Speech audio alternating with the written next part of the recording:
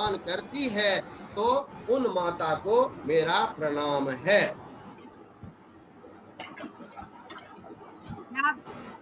व्याप्यायते का मतलब क्या हुआ सर? तुम दान तुम ही देती हो, तुम ही इस पूरे संसार में हमें जो भी चीज है उसको देने वाले मात्र तुम है।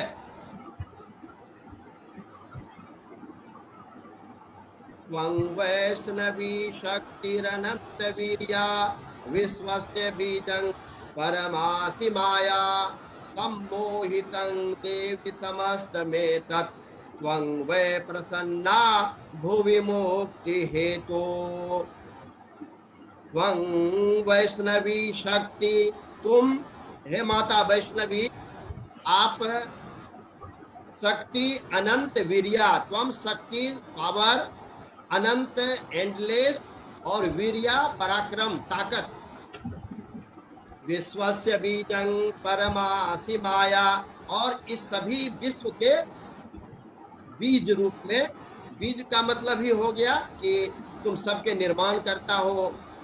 तो हे माता, तुम अत्यंत बल संपन्न वैष्णवी शक्ति हो और इस विश्व की कारणभूत तुम बीज द्वारा माया हो।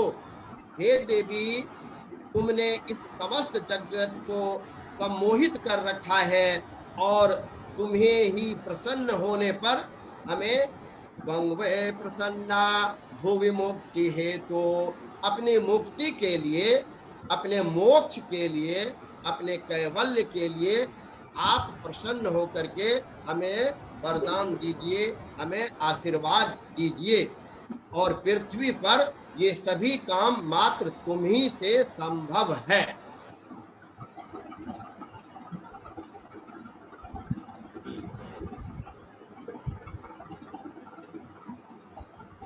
विद्याः समस्तात् सकला जगत्सु, विद्याः समस्तास्तव देवी भेदा, स्त्रियः समत्सात् सकला जगत्सु वैयैकया पूरितं वयैतत् ताते स्तुतिस्तव्य परा परोक्ति।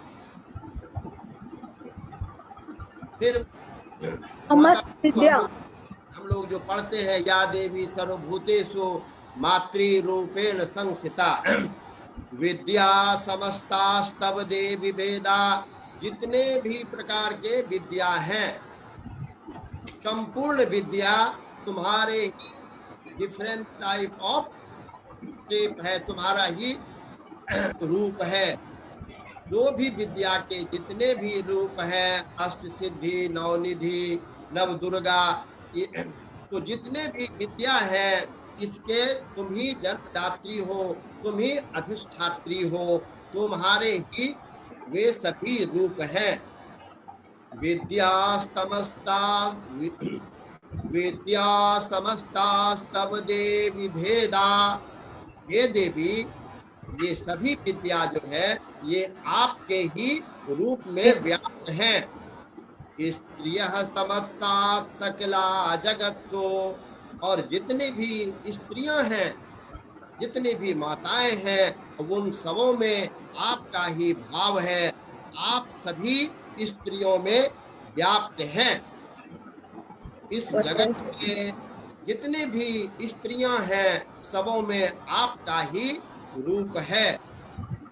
हे माता, वैयैकया पूरितं वयैतत् काते स्तुते स्तव्य परा परोक्ति, और एकमात्र तुम ही हो जिसने इस संपूर्ण संसार को अपने में व्याप्त कर रखा है। हे माता, हम कुकर्मी, कुसंगी, कुबुद्धि, कुलाचारहीन, कदाचार लीना, हम तुम्हारी प्रार्थना कैसे कर सकते हैं। काते स्तुति स्तव्य परा परोक्ति, तुम्हारी तो हम प्रार्थना भी नहीं कर सकते हैं। तुम सभी स्त्री के रूप में इस संपूर्ण संसार में व्याप्त हो। जितनी भी विद्या है वो सभी तुम्हारे ही अंग हैं। तो हे माता, आप मुझ पर प्रसन्न हो। तो यहाँ पर त्वयैकया पूरित मम्ब यही तत्, मतलब पूरे विश्व का तुम ही अवलंब हो। त्वयि त्वयि एकया, एकम, वही एकया हो गया, यहाँ पर स्त्रीलिंग है ना, तो एकया, हाँ, नहीं तो अच्छा। एकम। हाँ, यही चीज है। त्वम एकया, तुम एक त्वयैकया। हो, पूरितम यतत, इन सभी विद्या को, सभी शक्ति को देने में तुम ही एक एकमात्र सक्षम हो, समर्थ हो। ओके। एकमात्र। हाँ, काते स्तुति, तुम्हारी स्तुति जो है हम कहाँ से कर पाएंगे, कैसे कर पाएंगे? कैसे कर पाएंगे? हाँ, तो इसी प्रकार से पूछते रहना है, जहां पर भी है ना। अच्छा लग रहा है, पढ़ाई का मतलब होता है कि कुछ समझे। चलिए, सर्वभूता यदा देवी स्वर्ग मुक्ति प्रदायनी, सर्वभूता, भूत मतलब आत्मा, शरीर, जितने भी शरीर हैं। सर्वभूता मतलब सभी भूत, जितने भी लोग हैं। हाँ, भूत मतलब मनुष्य, हम आप सभी। मनुष्य, हाँ, लिविंग जितने, बींग्स। हाँ जितने भी, हम ही और आप नहीं। वो ने आगे में पढ़ा ना, चराचरस्य, चर और अचर में भी तुम ही हो। तो लिविंग बींग हो गया ना गुरुजी। हाँ, यहाँ पर जो है ना, तो ये सब में माँ के लिए कहा जाता है ना, वो है तो माँ के रूप में, इसीलिए बोलते हैं कि सर्वभूता की हाँ, सर्वभूता की जितने भी रूप हैं, सर्वभूता यदा देवी स्वर्ग मुक्ति प्रदायनी त्वं, यहाँ यदा का मतलब जैसे होगा क्या? यदा, हाँ, जैसे, जब, जब, जब। हाँ, जब सर्वभूता यदा देवी स्वर्ग मुक्ति प्रदायनी, जब आप जो है कि सभी रूप में हो, और आप क्या करते हो कि स्वर्ग और मोक्ष को प्रदान करने वाली हो, और जब इसी रूप में तुम्हारी स्तुति हो गई, तो गात्वं अस्तुता, जब इस रूप में आपकी प्रार्थना हो गई है, तुम्हारी अस्तुत अस्तुतये का भवन्तु परम उक्तयः, परम उक्तयः, इससे अधिक क्या कहा जा, परम मतलब बड़ा, उक्ति मतलब कहना, इससे अधिक क्या कहा जा सकता है कि तुम सबों को मोक्ष, तुम सबों का कल्याण करने वाली हो, और तुम्हारी स्तुति के लिए हम इससे अच्छी बातें नहीं कह सकते हैं।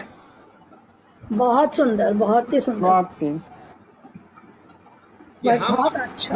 हम प्रार्थना करने के लिए भी हमारे मुंह में शब्द नहीं है कि मैं किस प्रकार से आपकी उक्ति दूं, मतलब कैसे आपको कंपेयर करूं, कौन कौन से विशेषण आपके लिए मैं इस्तेमाल करूं, आपके लिए क्या चीज से मैं कैसे करूं?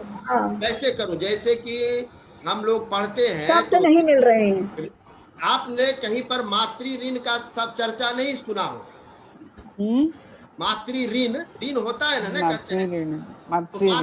मातृ ऋण का चर्चा नहीं सुना होगा। मातृ ऋण नहीं होता, ऋण का मतलब होता है कि इसे आप चुका सकते हैं।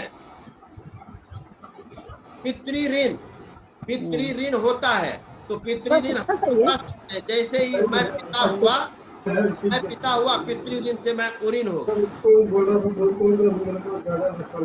तो मातृ ऋण की चर्चा कहीं नहीं आती है, इसलिए कि हम माँ का ऋण हम चुका ही नहीं सकते हैं, तो इसीलिए माँ का कोई ऋण नहीं है। तो हे भगवती, आप तो इस पूरे चर अचर संसार के नियंता हो, तुम संचालक हो, तुम चलाने वाले हो, और मैं बुद्धि हूँ, मेरे पास में उतनी बुद्धि भी नहीं है कि मैं आपकी प्रार्थना कर सकूं, इसलिए मैं जो भी निवेदन करता हूं आप उसे स्वीकार करें। स्वर्ग वर्ग देवी मतलब स्वर्ग और आदि, स्वर्ग और अपवर्ग, हाँ, स्वर्ग और अपवर्ग। हाँ, अच्छा। स्वर्गापवर्ग मुक्ति सर्वस्व कलाकाष्टादि रूपेण। 8 का पढ़े ना हम लोग। हाँ पढ़ लिए गुरुजी। 9 में 8 नहीं पढ़े, जी 8 पढ़ तो लिए नहीं ना। पढ़े, पढ़ लिए। 8 नहीं 8वां नहीं हुआ है। हाँ 8वां नहीं अच्छा, हुआ है। सर्वस्य बुद्धि रूपेण, सबों के बुद्धि में तुम ही व्याप्त रूपेण। यहाँ यही तृतीया विभक्ति होता है। जैसे कोई भी काम हम जिससे संपादित करते हैं उसे कहते हैं करण कारक, और करण कारक में तृतीया होती है। तो सर्वस्व बुद्धि रूपेण, जितने भी इस संसार में प्राणी हैं सबों के बुद्धि में तुम ही व्याप्त हो। सर्वस्य बुद्धि रूपेण जनस्य हृदय संस्थिते, और जनों के हृदय में रहती हो। सबों के हृदय में भी तुम ही मैं व्याप्त हो। इस पे आप हाँ।